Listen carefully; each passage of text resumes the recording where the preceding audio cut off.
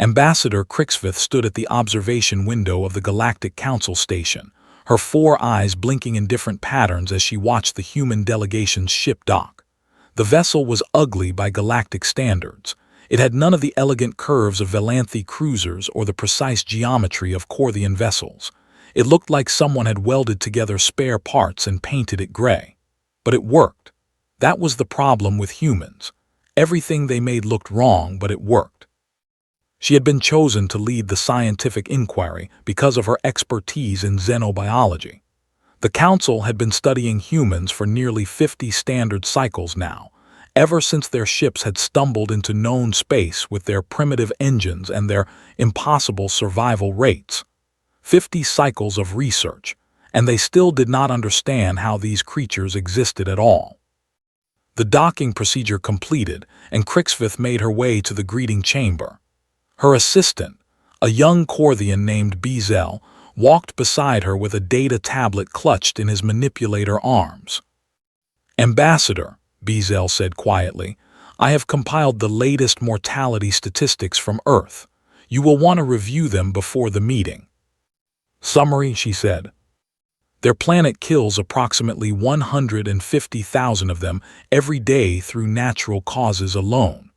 This does not include deaths from violence, accidents, or what they call recreational activities." Crixvith's secondary eyes closed in disbelief. 150,000 daily. "Yes, Ambassador, and yet their population continues to grow." The chamber doors opened, and the human delegation entered. There were 3 of them, dressed in their strange fabric coverings. The leader was a female named Dr. Sarah Chen, who served as their scientific liaison to the Council.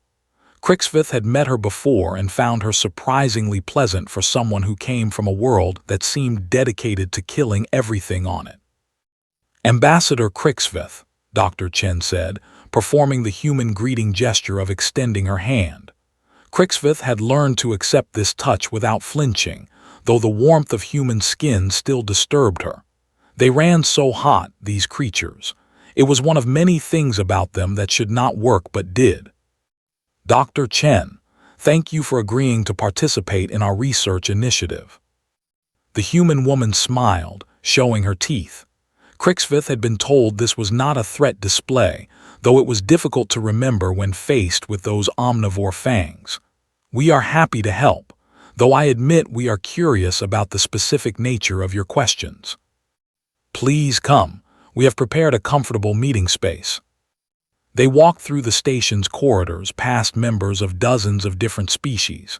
Crixvith noticed how the other aliens moved aside when the humans approached. It was subtle, but it was there.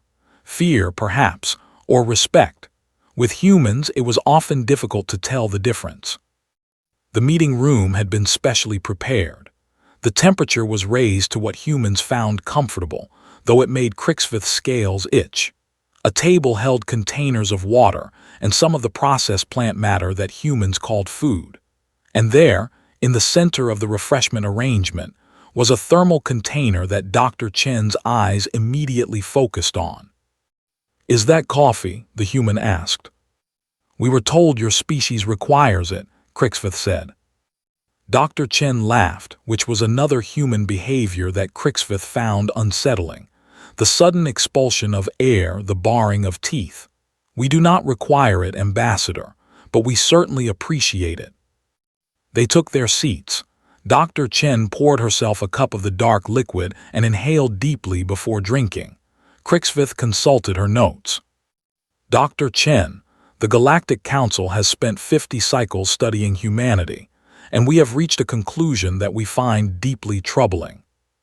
"Oh, your species should not exist." The human took another sip of her coffee. "That is an interesting conclusion." "It is not meant as an insult. It is a statement of biological and evolutionary fact. Your planet, which you call Earth, is classified as a Category 7 Deathworld. This is the highest classification in our system. Everything about your environment is hostile to the development of intelligent life." Bezel pulled up a holographic display showing Earth. Crixvith gestured to it as she spoke. Your planet has extreme temperature variations. Your atmosphere contains a corrosive gas that you call oxygen. Your star bombards your surface with harmful radiation. Your world is seismically unstable, with regular earthquakes and volcanic eruptions. You have massive storms that can destroy entire settlements. Your oceans contain predators capable of consuming your species whole. Your land masses are home to venomous creatures, carnivorous plants, and microscopic organisms that wage constant war against your immune systems. Dr. Chen nodded thoughtfully. Yes, that is all accurate. And yet here you are, Crixfith said, not only surviving but thriving, building civilizations, developing technology, reaching the stars. How? The human set down her coffee cup and leaned back in her chair. The other two humans in her delegation exchanged glances and smiled. Ambassador, you want to know how humanity survived evolution on a Deathworld? Yes, this is the central question of our research. We have studied your biology, your history, your culture. We have found no adequate explanation. Dr. Chen laughed again, and this time the other humans joined her. It was a warm sound, Crixfith realized, not threatening at all. The answer is simple, Ambassador. We survived through spite and coffee. Crixfith's translator implant buzzed. I do not understand. Please elaborate. Dr. Chen picked up her cup again, cradling it in her hands. Let me tell you a story, Ambassador, the story of why humans are still here. Dr. Chen began her explanation with a smile that held no malice, only a kind of tired pride. Ambassador, you have studied our planet, but I do not think you understand what it means to live there. Let me give you some context. She pulled out her own data device and projected an image of a creature with gray skin and massive teeth. This is what we call a hippopotamus. It is considered one of the most dangerous animals on our planet. It can bite a human in half. It is faster than us on land and in water. It is responsible for hundreds of human deaths every year. Crixfith examined the creature. It did look formidable. And yet, Dr. Chen continued, we have not exterminated them. We have built fences around them. We charge admission for people to come look at them. Children press their faces against the glass and say how cute they are. I do not understand, Crixfith said. Why would you preserve a creature that kills your people? Because spite, Ambassador. Because something in us looks at a creature that can kill us and says, no, you do not get to win. We will figure out how to live alongside you just to prove that we can. The human changed the image to show a mountain peak covered in ice. This is Mount Everest. It is the tallest mountain on our planet. The air at the top is too thin to breathe. The cold can kill in minutes. The terrain is treacherous, and climbing it is extraordinarily dangerous. A natural barrier, Beazell observed. Your species would logically avoid such a place. Dr. Chen laughed. Over 5,000 humans have climbed to the top. Hundreds have died trying, and every year more attempt it. Why? Crixfith asked, genuinely bewildered. Because it is there. Because someone said humans could not survive at that altitude, and we took that as a personal challenge. Because we looked at a mountain that wanted to kill us and decided we would stand on its head anyway. She changed the image again, this time showing a strange plant with red berries. This is what we call chili pepper. It evolved a chemical called capsaicin specifically to prevent mammals from eating it. The chemical causes intense pain and burning sensations. It is a defense mechanism. A logical adaptation, Crixfith agreed. We bred it to be hotter, Dr. Chen said flatly. We found a plant that caused us pain, and we decided we liked it. We cultivated varieties that contained more capsaicin. We hold competitions to see who can eat the hottest peppers. We put it in everything. Beazell made a sound of distress. But why? The plant was trying to stop you from eating it. Exactly, the human said, and we decided we would not let it. Crixfith sat in silence for a moment, processing this information. You are saying that your species responds to threats not by avoiding them, but by confronting them directly. Not just confronting them, Ambassador, mastering them, domesticating them, making them part of our daily lives. Every predator that hunted us, we learned to hunt in return.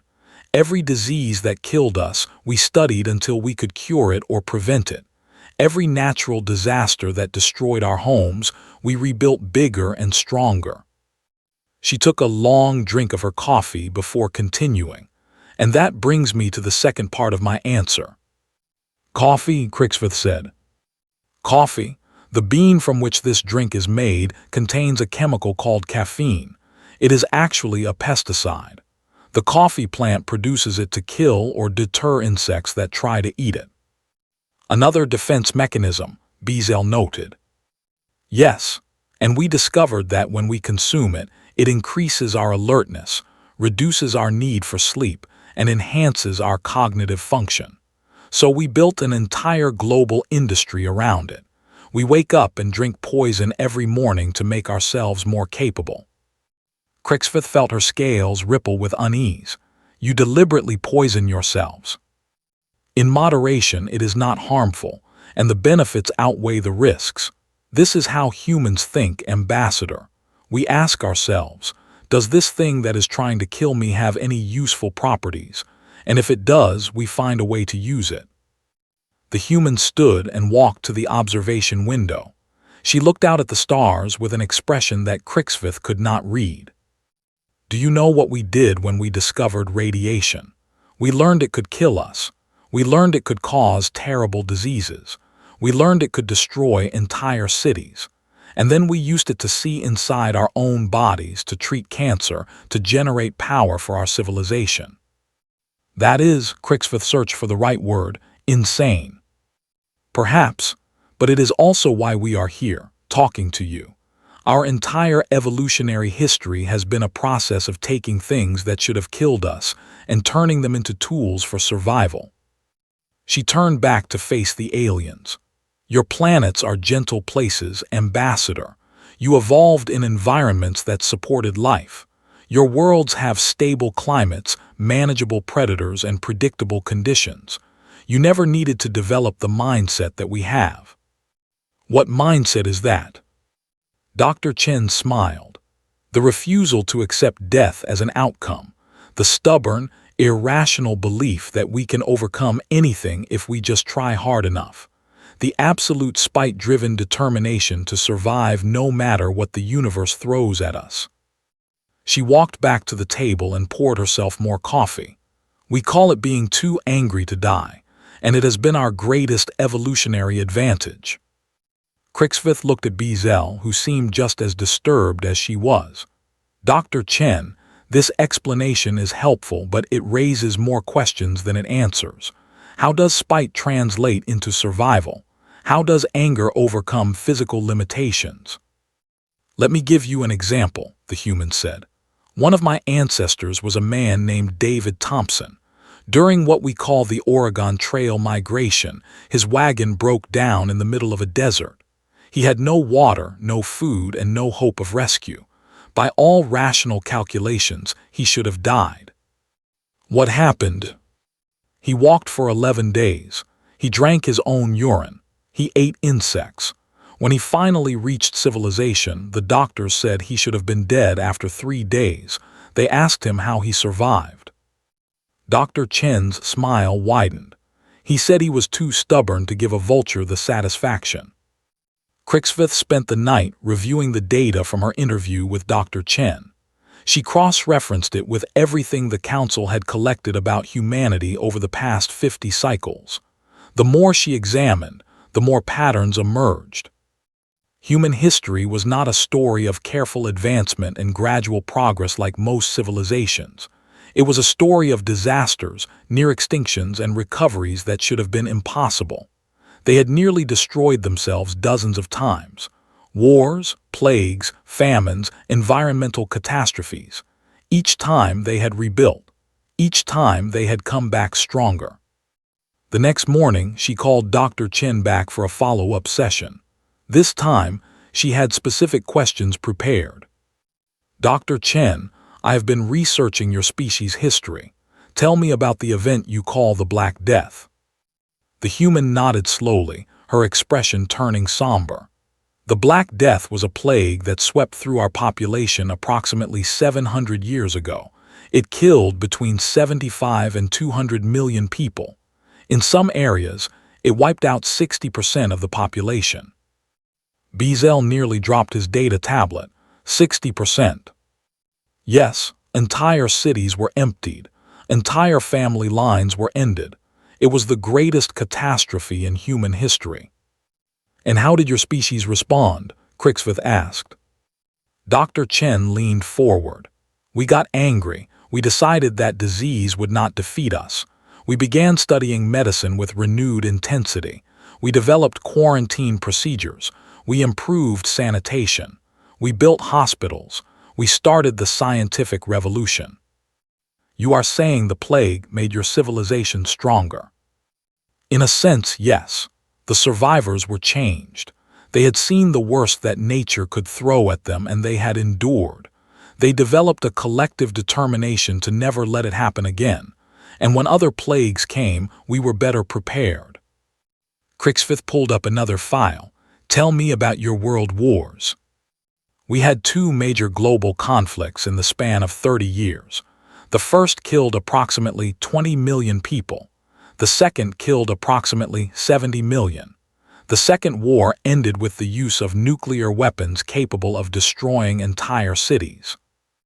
You developed weapons capable of ending your own species, Crixfith said, and you survived. We came close to not surviving, Dr. Chen admitted. For decades, we lived under the threat of complete annihilation. We had enough nuclear weapons to destroy our world many times over, and yet we did not use them. Why not? Because we recognized that survival was more important than victory. We learned to be spiteful in a new way. We refused to let ourselves be the cause of our own extinction. If the universe was going to kill us, we would make it work for it. She stood and began packing. Ambassador, you need to understand something about human psychology. We are not just stubborn about survival. We are stubborn about meaning. We need to believe that our suffering has a purpose. When we face terrible events, we look for ways to make them matter. I do not understand. After our world wars, we did not simply rebuild. We created international institutions to prevent future wars. We developed human rights frameworks. We sent probes to other planets. We looked up at the stars and said, we will not destroy ourselves. We will become something greater. Spite as a motivator for advancement, Crixfith said slowly. Exactly. Every disaster we have faced has pushed us forward. Every extinction-level threat has made us more determined to survive. We do not give up because giving up means letting the universe win. Bezel raised a manipulator arm. Dr. Chen, this psychological profile seems unstable. How do you maintain social cohesion with such aggressive survival instincts? That is the beautiful part, the human said. Our spite is not limited to external threats. We are also spiteful toward injustice, toward suffering, toward anything that tells us something cannot be done. She returned to her seat. When someone tells a human that something is impossible, a certain percentage of us will immediately try to do it. Not because we need to, but because being told no makes us want to prove we can. That seems counterproductive, Crixfith observed. Sometimes it is.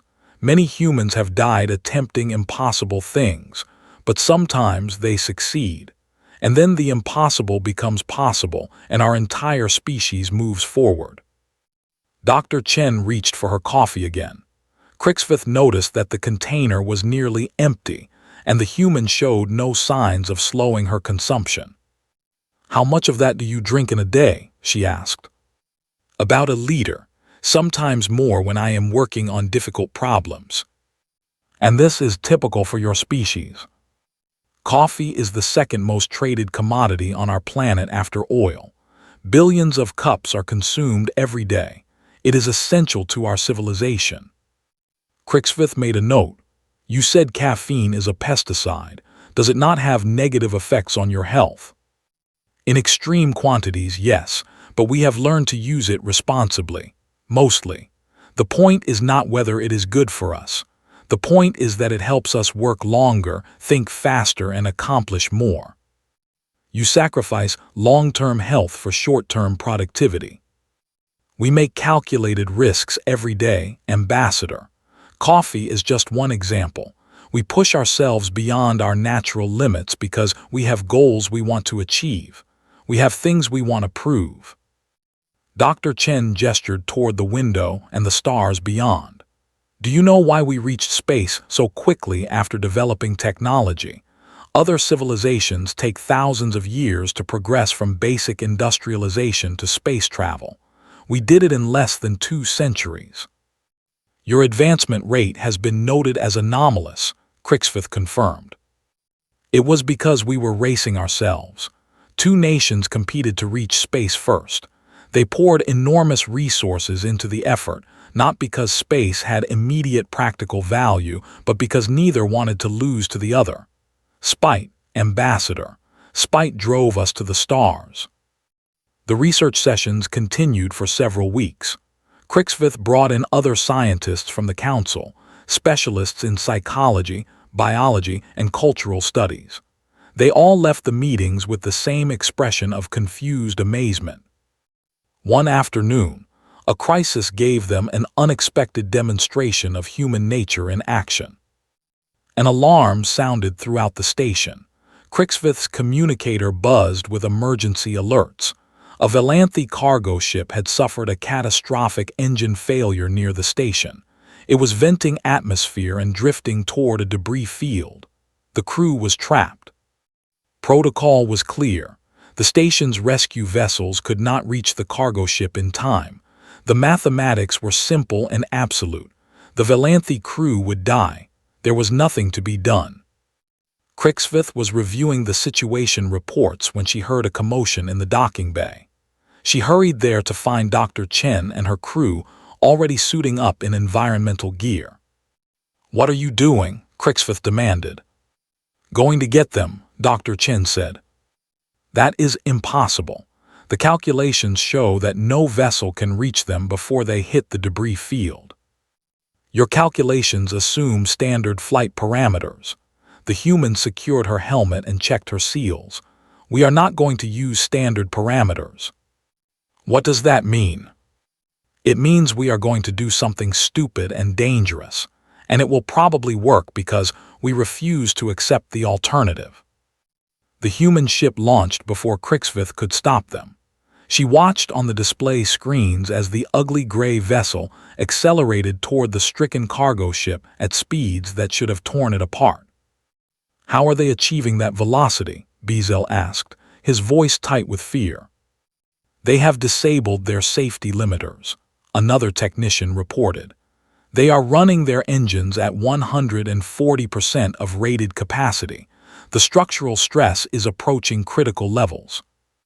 "They will destroy their ship," Crixfith said. "Perhaps, but look." The human ship was closing the gap. Against all probability, it was going to reach the Valanthi vessel before the debris field did. Crixfith watched in stunned silence as the humans performed a maneuver that should have been impossible. They matched velocity with the drifting ship, extended a docking tube, and began evacuating the crew. All while their own hull groaned under stresses it was never designed to handle. The human ship broke away just as the cargo vessel entered the debris field. Pieces of metal and rock tore through the Valanthi ship, shredding it in seconds. But the crew was safe, crammed into every available space on the human vessel. When the humans docked again, Crixfith was there to meet them. Dr. Chen emerged looking exhausted but satisfied.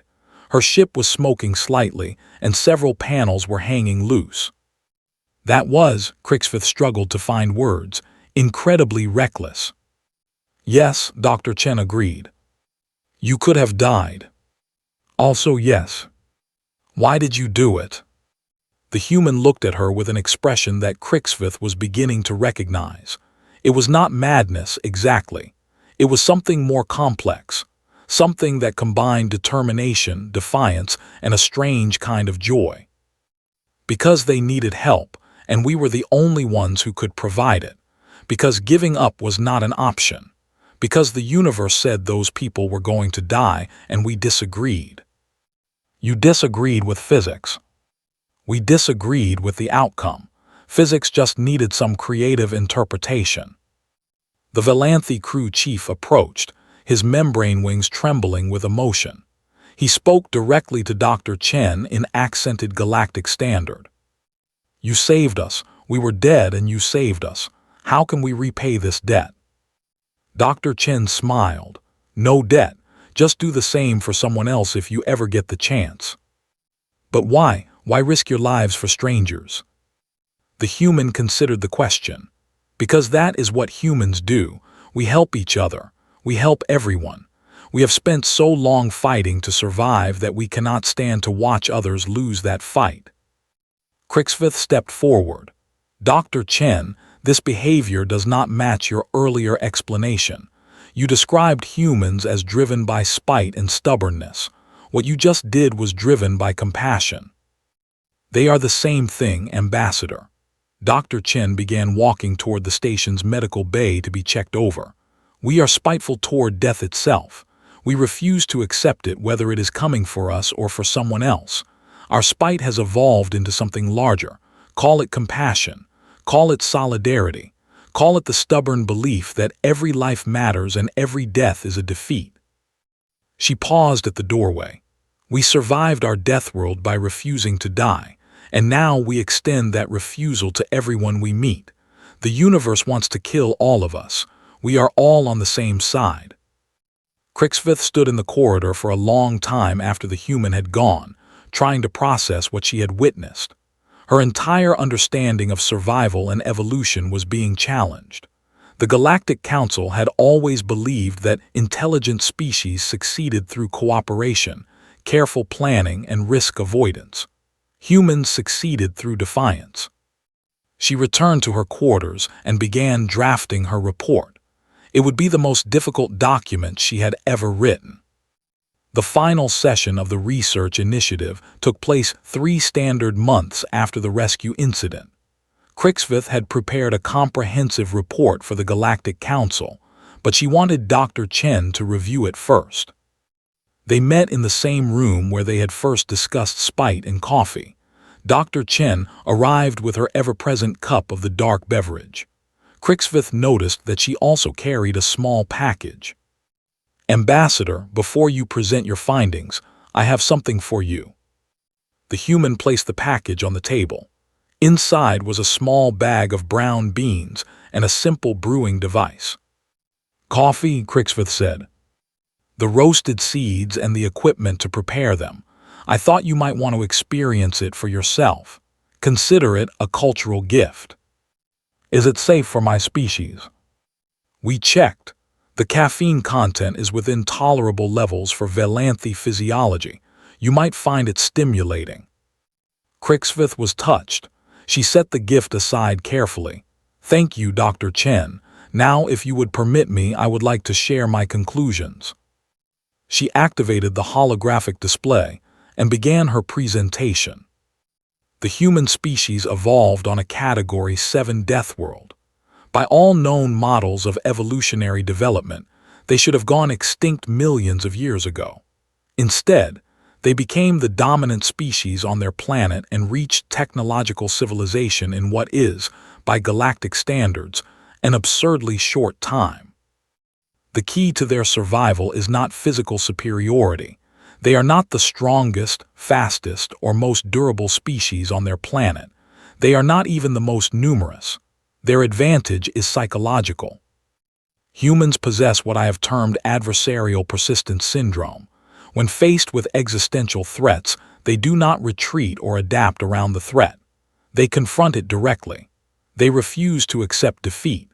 They take personal offense at the idea of losing to anything, whether it is a predator, a disease, a natural disaster, or the fundamental laws of physics.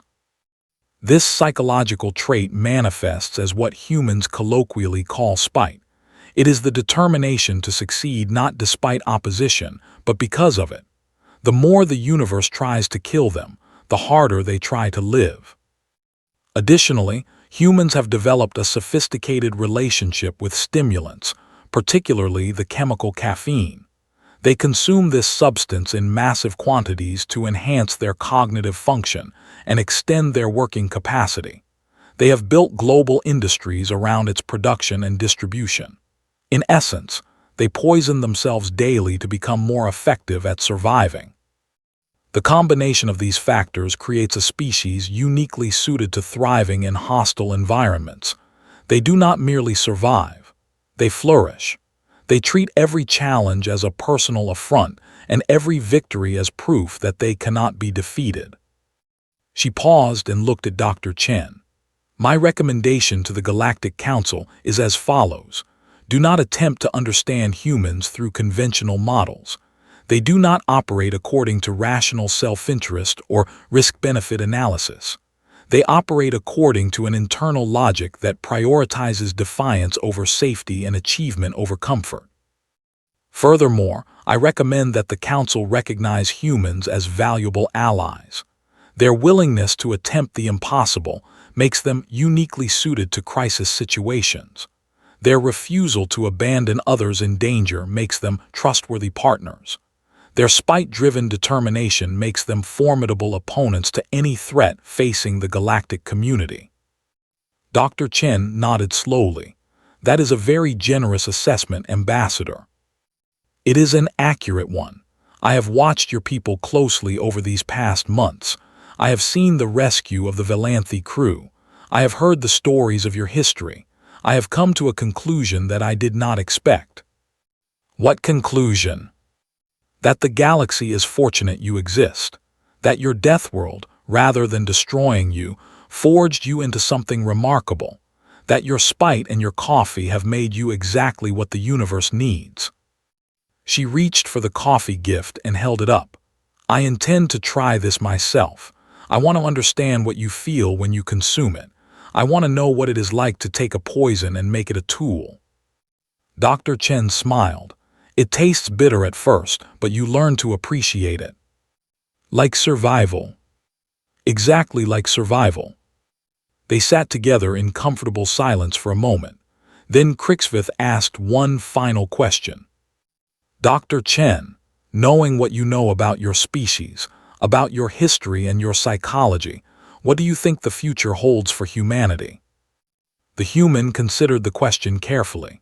She looked out the window at the stars, at the vast expanse of space that her species had only recently begun to explore. We will keep going, she said finally. We will face new challenges and new threats. Some of them will seem impossible to overcome, and we will overcome them anyway because that is what we do. We will make mistakes. We will suffer setbacks. Sometimes we will fail, but we will never, ever stop trying. We will drink our coffee, nurse our grudges against the universe, and keep pushing forward until we have explored every star and conquered every challenge. And when we encounter other species in trouble, we will help them, because our spite is not selfish. It extends to everyone who is fighting to survive. We are all in this together, every species in the galaxy. We are all trying to live in a universe that seems determined to kill us. She turned back to Crixvith with that strange human expression that combined determination and warmth. The universe may be vast and hostile and indifferent, but we are stubborn and angry and caffeinated, and we will not go quietly. Crixvith found herself making the human expression of approval, curving her mouth upward in what they called a smile. It felt strange on her face, but also right. Then I think the universe should be worried, she said. Dr. Chen laughed and raised her coffee cup. To spite, Ambassador, and to coffee, the twin pillars of human civilization. Crixvith did not have a cup, but she raised the bag of beans in response. To spite, and to coffee, may they carry us all to the stars. Outside the window, the galaxy stretched on forever, full of dangers and wonders and challenges waiting to be faced. And somewhere in that vast darkness, A species born on a Deathworld continued its stubborn journey through the cosmos, fueled by spite and coffee and the absolute refusal to accept defeat. They were human, and they were just getting started.